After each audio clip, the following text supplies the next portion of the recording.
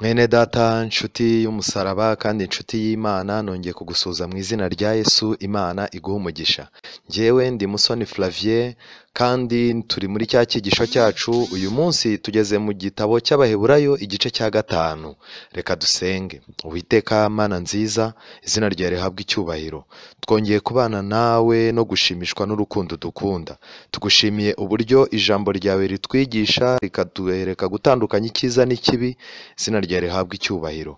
Ngaho muri uyu mwanya twongeye gutabaza kugira ngo ubane natwe, ijambo ryawe rigire aho ridukura naho ritugeza, kandi ibi byanditswe Mwuka Wera azamura imitekerereze yacu kugira ngo tubashe gushyikira amasezerano yawe n'ubutumwa bwiza dukura muri ryo. Tubisabye mu izina rya Yesu, amen. Iki gitabo cy'Abaheburayo igice cya 5 ni igitabo kidasanzwe. Nk'uko nakomeje kubibabwira, turimo gukomeza tujya mbere. Abaheburayo igice cya 5 umurongo wa mbere tugiye gusoma. Umutambyi mukuru wese iyo atoranijwe mu bantu ashyirirwaho gukora ibyerekeye Imana ku bw'abantu, kugira ngo ature amaturo, atambe n'ibitambo by'ibyaha, kandi abasha kwihanganira abatagira ubwenge n'abayobye, kuko nawe agoswe n'intege nke.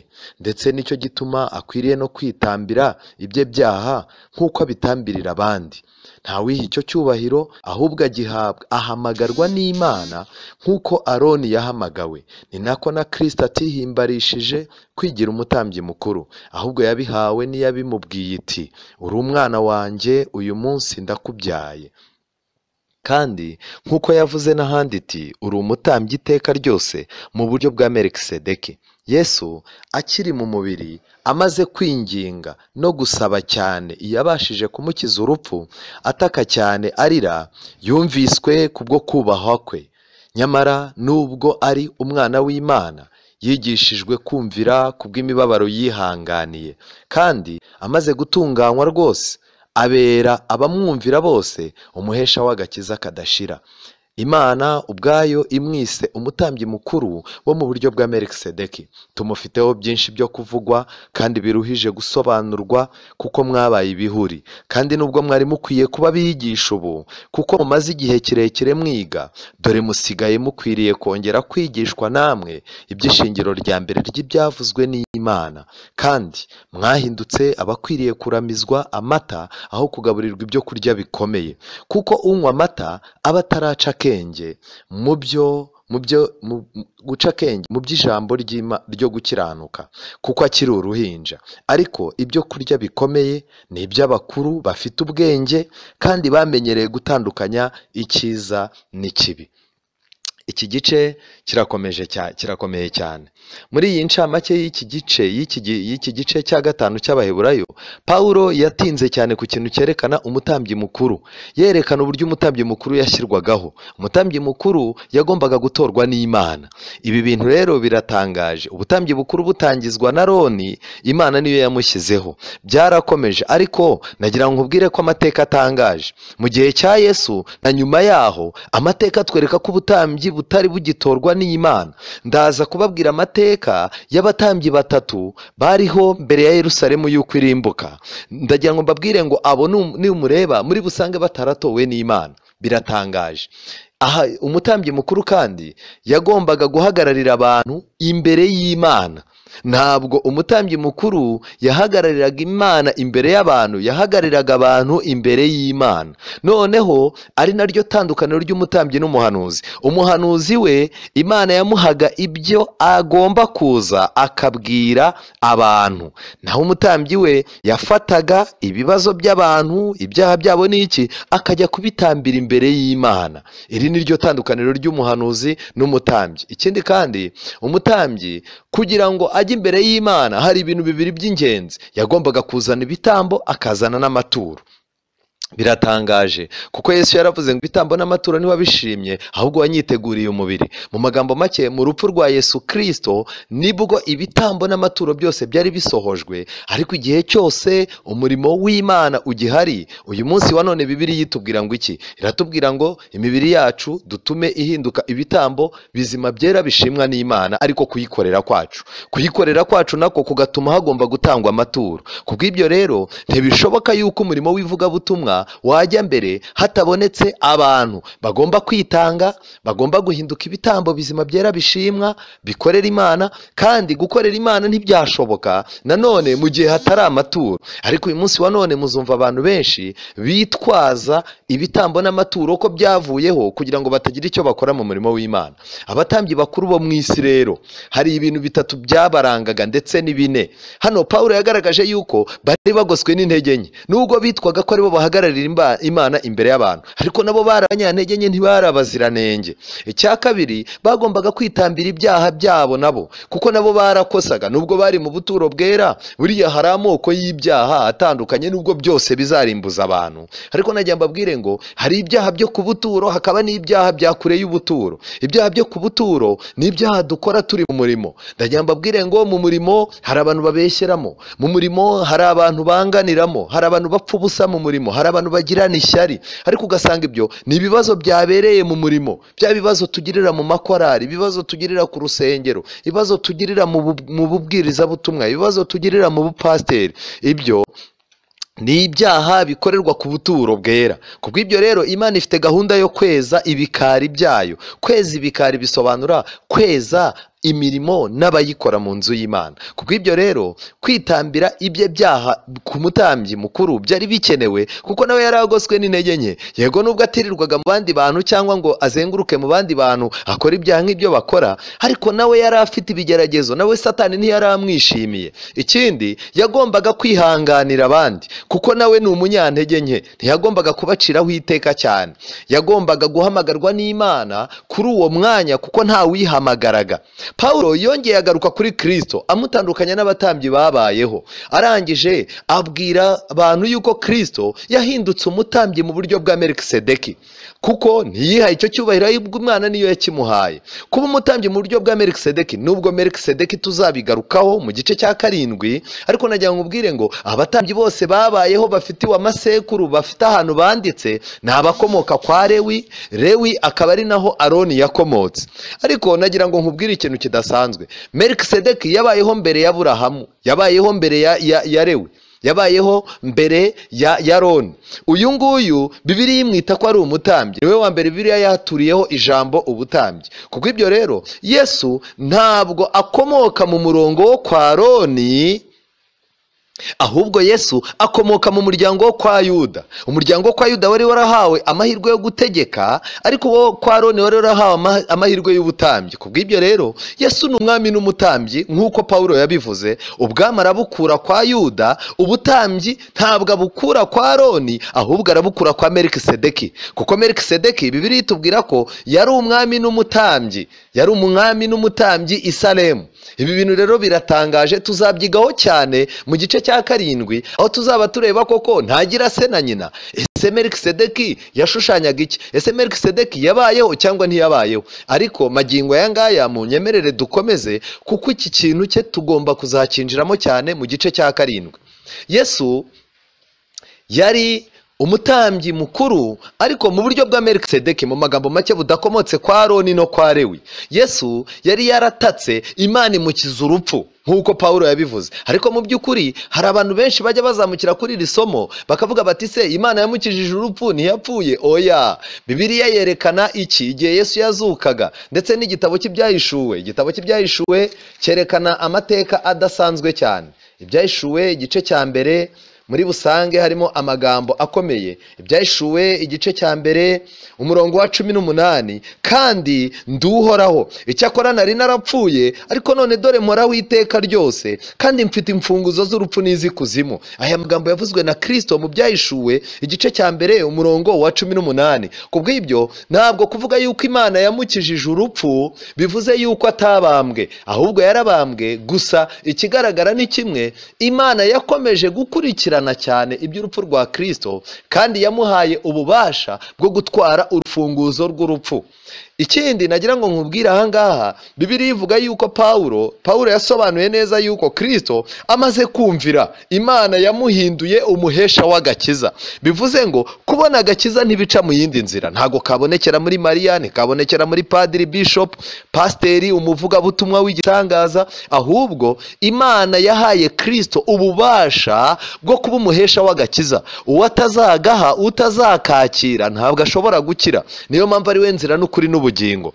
Pawulo yarakomeje asobanura ibya Kristo kuko abantu bari bariho mu gihe cye guturuka muri 34 muri 30 igihe Yesu yapfaga mu mwaka wa 31 murabyibuka umwenda ukingiriza hera na hera cyane watabutsemo kabiri. Mu magambo make ubutambyi bwagombaga kuba burangiye, ariko barabukomeje kugira ngo ubuzima bukomeze. Babukomeje rero Pawulo yigishaga muri iki gihe n'ubuturo bwera buhari, ariko Imana itakibukoreramo. Ubu buturo bwera bwari buhari hari umutambyi mukuru, Imana itakimukoreramo, kuko Imana yari iciye umwenda ukingiriza hera na hera cyane iwuca, yari imaze kubona undi mutambyi mukuru itandukana n'abatambyi bo mu isi. Rero Pawulo arangije abikangurira Abisiraheli kugira ngo bagire amatsiko yo kumenya ibya Yesu Kristo, ariko arangije arababwira ati tumufiteho byinshi byo kuvugwa kandi biruhije gusobanurwa, ariko mwabaye ibihuri. Mu magambo make amatwi yanyu ntabasha kumva, hari ibintu byagiye bibafunga amatwi. Akomeza abwira Abisiraheli ko bakagombye kuba bigisha kuko bari barahuye n'abigisha bakomeye.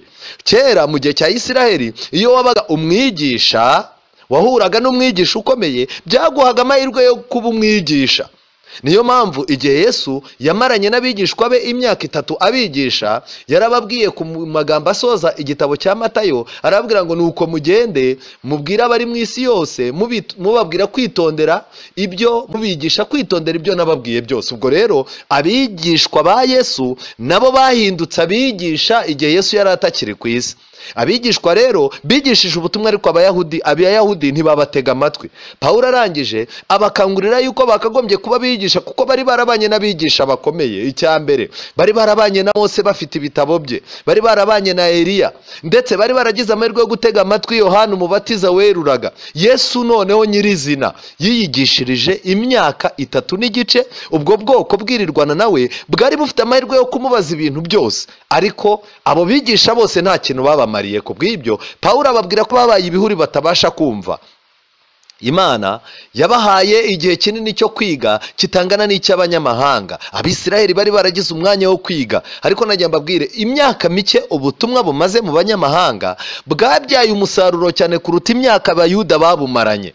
Abayuda rero basubiye inyuma ku byo kumenya Imana, basubiye inyuma ku bigendanye no kumenya iby'inyigisho z'ibanze. Pawulo arangije arababwira tumva noneho aho mugeze mukeneye kongera kwigishwa iby'ishingiro rya mbere, uko Imana yaremye, ibitangaza Imana yakoze. Bari bakeneye kwigishwa uko Imana yatandukanyije inyanja Abisiraheli bakambuka, ibitangaza Imana yakoraga. Ibyo byose bari babifite mu nzandiko. Bari bakeneye kwiga ububasha bw'Imana, bari bakeneye kongera gusubira ku nyigisho z'ibanze zavugaga uburyo Kristo azaza, ariko mu by'ukuri bari barasubiye inyuma cyane. Pawulo arangije arabanenga, arababwira tumva mukeneye kugaburirwa, murimo muragaburirwa amata aho kurya ibyo kurya bikomeye. Mu magambo make basubiye ibwana.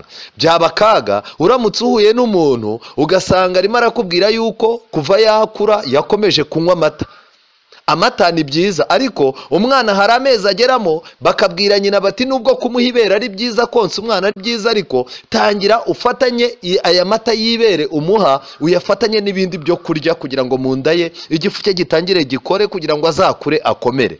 Iyo rero uwo mubyeyi atabyumvise, umwana aguma ku ibere akazarivaho akajya ku mata. Ariko nanone Bibiliya itwereka iki? Inyigisho zoroheje umuntu ahabwa akitegura kubatizwa ni nziza. Inyigisho zoroheje umuntu ahabwa akigera mu itorero ni nziza, ariko iyo azigumanye gusa zituma imitekerereze yigumaho, ntakure ngo abe umuntu ukomeye.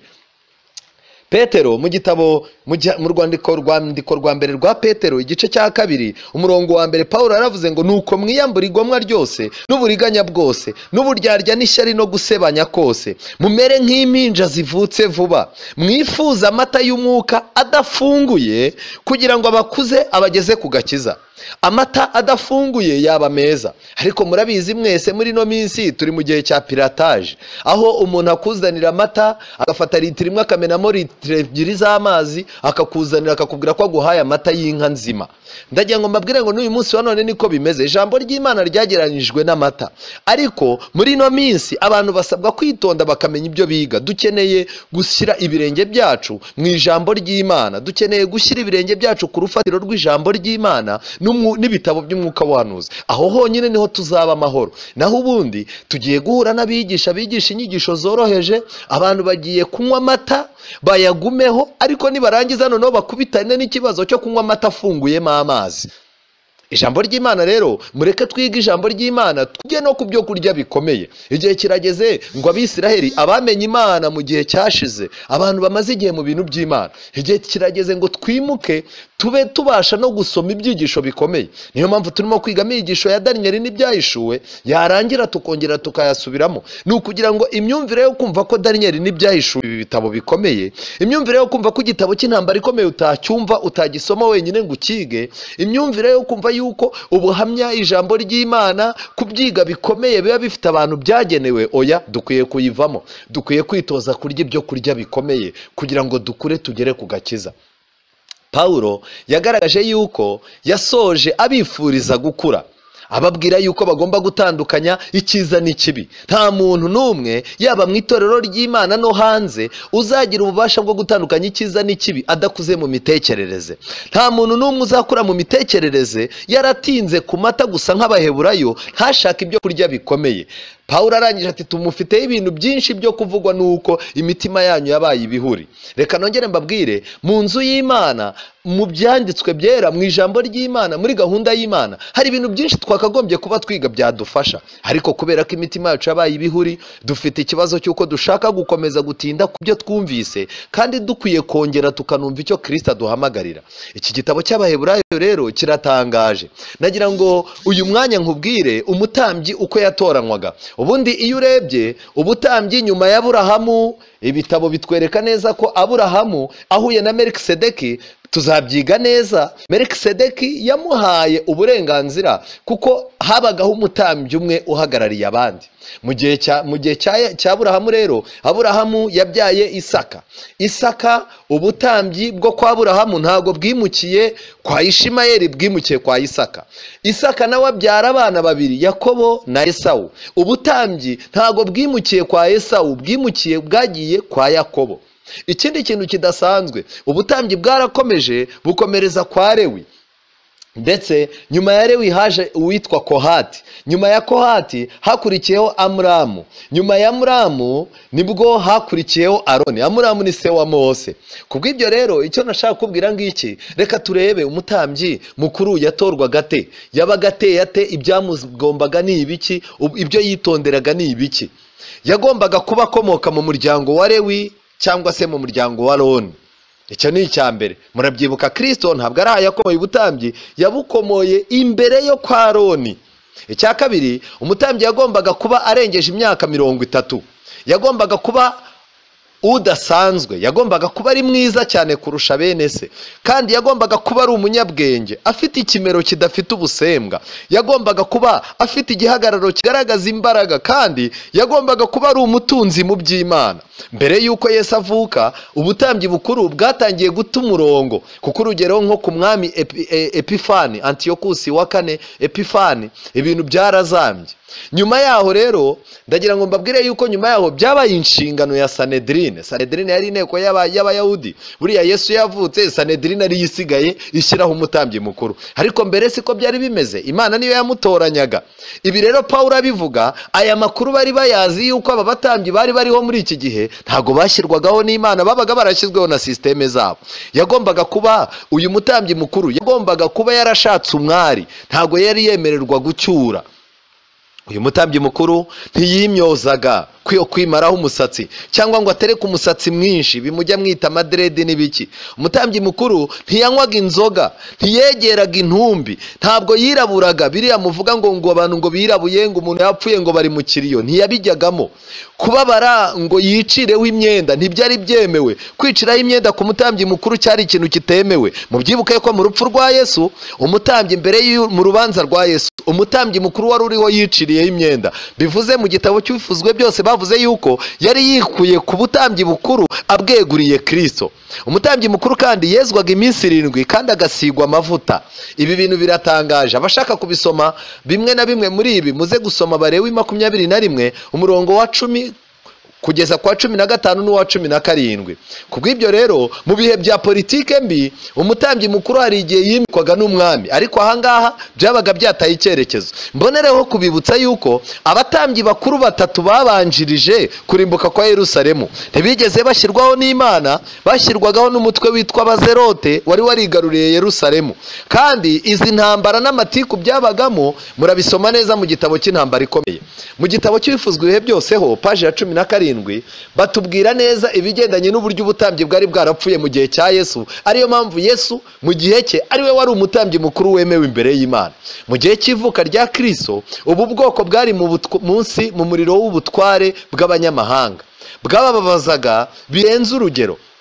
abayuda bari bemerewe gukomeza ubuyobozi bwabo bihariye, ariko ibi nta gaciro byari bifite kuva bari munsi y'ubutegetsi bw'ingoyi y'Abaroma cyangwa gukumirwa kw'imbaraga zabo. Abaroma bavugaga ko bafite ububasha bushyiraho kandi bukuraho umutambyi mukuru, kandi akenshi uwo mwanya wabonwaga mu buriganya, hatanzwe ruswa ndetse no kwicana, bityo umwanya w'ubutambyi ukagenda urushaho kugerwaho hakoreshejwe uburiganya. nyamara abatambyi bari bagifite imbaraga nyinshi, ariko bazikoreshaga mu bucanshuro no kwishakira ibyabo. ibi birerekana yuko ubutambyi bukuru mu gihe cya Yesu avuka bwari bwarataye icyerekezo. iki cyerekana yuko byageze n'ubwo Abaroma aribo bagira ububasha bwo gushyiraho umutambyi mukuru. ibi rero Pawulo avuga ngo nta mutambyi ushyirwaho n'abantu ahubwo ashyirwaho n'Imana, yaberuriraga yuko abatambyi bariho mu gihe cye bashyizweho na sisiteme y'isi, batigeze bashyirwaho n'ububasha bw'Imana. mu magambo make yabasabaga gukurikirana ibya Kristo nk'umutambyi mukuru, kuko ari we washyizweho n'Imana. nk'uko muri Zaburi, murebe muri Zaburi, Pawulo yabibukije amagambo ari muri Zaburi 110 umurongo wa 4, anabibutsa gusoma cyane iki gitabo. Zaburi 110 umurongo wa 4, Bibiliya iravuga ngo Uwiteka ararahiye ntazivuguruza ati uri umutambyi iteka ryose mu buryo bwa Melikisedeki. mu magambo make Pawulo yabakanguriraga gusoma cyane iby'uyu muntu kugira ngo bamenye ko uwo ari Kristo waje. abatambyi 3 babayeho mbere ya Yerusalemu ni abatambyi babayeho mu bihe bibi, kandi ibimenyetso by'uko badakorana n'Imana byabagaragaraga mu maso, byabagaragaraga muri systeme. mbibutse yuko ubutambyi bw'Abayahudi bwarangiye muri 70, ariko ubundi bwari bwararangiye mu mwaka wa 31 igihe Yesu yapfaga, ariko barakomeje barajijisha bugeza muri 70. mu mwaka 63 kugeza muri 65 uwitwa Joshua B. Gamliel niwe wayoboraga. mu mwaka 65 kugeza 67 hayoboraga uwitwa Matiyasi umwana wa Theophilus. mu mwaka wa 67 kugeza muri 70 hayoboraga uwitwa Pinihasi wari uwihabita. uyu Pinihasi rero Yerusalemu isenywa niwe wagiye yikingirana n'abandi batambyi, ndetse bavuga ko Abaroma batazabageraho. Abaroma mbere yuko baza gutera, amateka witwa Josephus avuga yuko abatambyi bishyize mu cyumba kimwe, bari bafitemo ibyo kurya, ntibari bameze nka rubanda, ndetse baranje bavuga ko nta munyamahanga uzaza kubica. ariko babonye ingabo z'Abaroma zibasumbirije, bitoyemo umwe afata inkota arabasogota, bose bapfira ahangaha. ngwiryo iherezo ry'ubutambyi bwo muri 70. byibuze iyo bumvira inama za Pawulo bari gusohoka muri izi systeme, Abayuda bakamenyeshwa iby'ubutambyi bwa Kristo. uyu munsi rero nanone najya babwire ngo isi ihejeje abantu mu rungabangabo, ubutambyi bukuru bwa papa, abantu bose, isi yose nibwo irangamiye. Abantu bamwe barashaka yuko abahuza, ababera umuhuza udasanzwe. Abantu yamaze kubatwara ibitekerezo. Ubutumwa Pawulo yavugaga muri iki gihe bukwiye kongera kubwirwa abantu, bagareba ubutambyi mukuru Kristo. Mu gihe isi yegereza kwinjira mu bihe nk'ibyo Yerusalemu yari irimo, abantu bakwiye gusoma mu byanditswe byera bakamenya umutambyi mukuru ukomeye. Abakurambere n'abahanuzi, Pawulo muri paje 234, abakurambere n'abahanuzi, hano Ellen White yavuze amagambo akomeye. Yaranditse ngo nkuko muri uwo muhango kubwo kwizera umutambyi yarebaga ku ntebe y'ubuntu atashoboraga kubona, niko no muri iki gihe abantu b'Imana bakwiye kwerekeza amasengesho yabo kuri Kristo, umutambyi mukuru wabo ukomeye, utaboneshwa amaso ya kimuntu, ubasabira mu buturo bwera bwo mu ijuru. Mu gitabo cy'Ibyahishuwe igice cya 1:5, Bibiliya iravuga ngo no kuri Yesu Kristo ari we mugabo wo guhamya, ukiranuka n'imfura yo kuzuka, utwara abami bo mu isi, udukunda kandi watwejeshejeho ibyaha byacu amaraso ye, akaduhindura abami n'abatambyi b'Imana ye, ariyo na se, icyubahiro n'ubutware bibi bye iteka ryose, amen. Nongere mbibutse, Melkisedeki yari umwami n'umutambyi hehe? I Salemu. Yesu Kristo nawe yahindutse umutambyi mu buryo bwa Melkisedeki. Mu magambo make, yaba Yerusalemu yo mu ijuru, Yesu Kristo azaba ari umwami n'umutambyi. Kubw'ibyo abamwubaha, abamusenga, abamutakira uyu munsi wa none, nabazabahindura abami n'abatambyi b'Imana ye. Imana ikomeze kuduha umugisha, ikomeze kuduha ubusobanuro busobanutse. Kandi ndabasaba mufate Bibiliya n'ibitabo by'umwuka w'ubuhanuzi musome. Ijambo ry'Imana ridufitiye amakuru. Mu gihe isi yose yamaze gutwarwa n'ubundi butambyi butari ubwa Kristo, twubura amaso yacu turebe mu ijuru umutambyi wacu mukuru ari, aduhesha umugisha, kandi ubwo yitegura kugaruka imitima yacu ibe iteguye. Tubisabye mu izina rya Yesu, amen. Mwami Uwiteka, bana natwe muri iyi minsi ikomeye. Ubuturo bwawe bwera bwo mu ijuru aba ari bw'ibitekerezo byacu bitwarwa nabwo, kandi umutambyi wacu mukuru aba ari udutwara umwanya n'ibitekerezo. Bana natwe utwubake ku rufatiro rw'intumwa n'abahanuzi, urufatiro rw'ijambo ryawe. Kandi Mwami Uwiteka, ubwo ibihe byabanjirije kwimbuka kwa Yerusalemu byatumye abatambyi bari bahari ntacyo bari bamariye abantu uretse kubahegenza no kubatesha umutwe gusa, ingabo z'Abaroma zikaza zikarimbura Yerusalemu, ntihagire n'amakuru bahabwa. Mwami Uwiteka, tugushimiye ko uri umutambyi mukuru ureba ibiri imbere. Urimo uratubwira yuko dukwiye gutwarwa n'ibyawe, tugatwarwa n'ubwami bwawe, kuko isi igeze ku musozo. Tubera umutambyi mukuru kandi udukize, uduhumura amaso tureba aho ibihe bigeze. Kandi ubwo ingabo z'Abaroma zisumbirije cyane, zigose cyane uyu murwa wawe wera, ubwo Roma igose ibyanditswe byera kugira ngo hagire bimwe na bimwe bihindurwa, uduhe kwibaka ku ijambo ryawe, ndakwinginze. Ngaho reka tugume mu itorero ryawe ry'ukuri, tugume mu ijambo ryawe ry'ukuri, ariko tugume no mu butambyi bwawe bw'ukuri. Utubere umutambyi mukuru iteka ryose, udutware ibitekerezo, udukure mu bwoba, utwereke yuko icyo urimo gukora ari cyo gifite agaciro kuri twe. Tubisabye mu izina rya Yesu, amen.